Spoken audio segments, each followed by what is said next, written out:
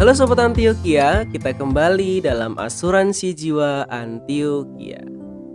Dan Asuransi Jiwa Antioquia sampai pada tema titik puncak sebuah karya. Kisah Para Rasul pasal 13 ayat 34. Allah telah membangkitkan dia dari antara orang mati, dan ia tidak akan diserahkan kembali kepada kebinasaan. Hal itu dinyatakan oleh Tuhan dalam firman ini. Aku akan menggenapi kepadamu janji-janji yang kudus yang dapat dipercayai, yang telah kuberikan kepada Daud. Ya, Sobat Antioquia, orang itu disebut mencapai titik puncak dalam hidupnya biasanya karena ia meraih prestasi di atas rata-rata. Salah satunya adalah seorang gadis cantik yang bernama Agnes Mo.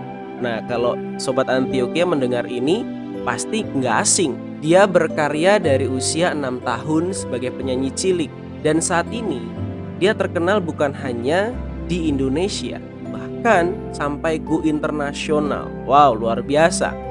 Agnes Mo mencapai titik karirnya karena kerja kerasnya dan semangat yang luar biasa dalam dirinya, sehingga menghasilkan hasil yang luar biasa, karya yang luar biasa. Bahkan Sobat Antioquia, kalau kita ngelihat beberapa waktu yang lalu ini, almarhum Didi Kempot, beliau adalah seorang legend.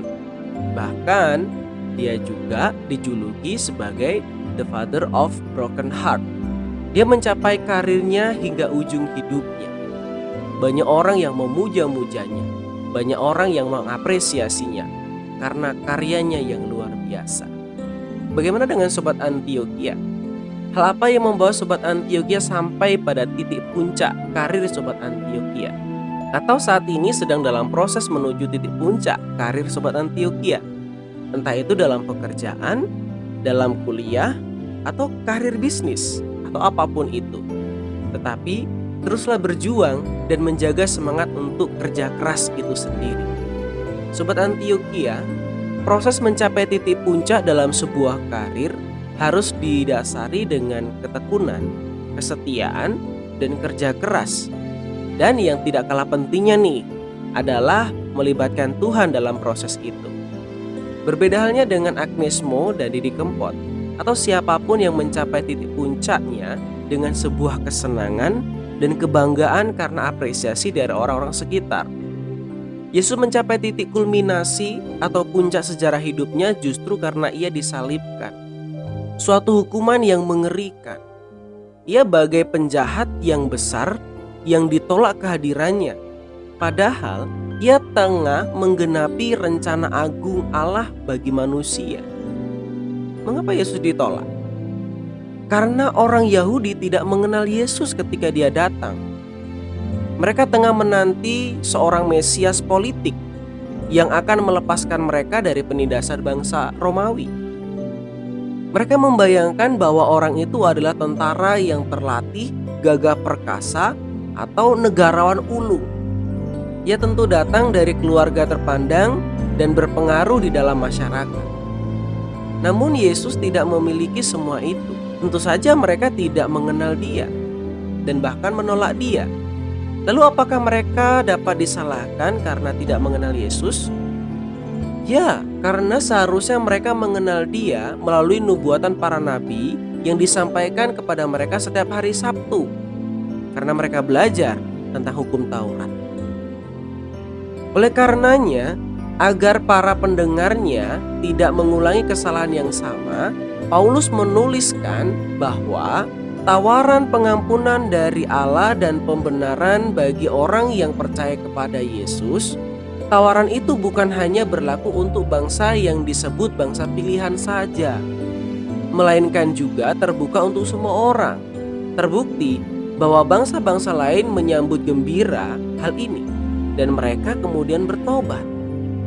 Artinya, keselamatan itu ditawarkan kepada semua orang. Tetapi keselamatan itu hanya berlaku untuk mereka yang mau percaya dan menerima Dia sebagai Tuhan dan Juru Selamat dalam hidupnya.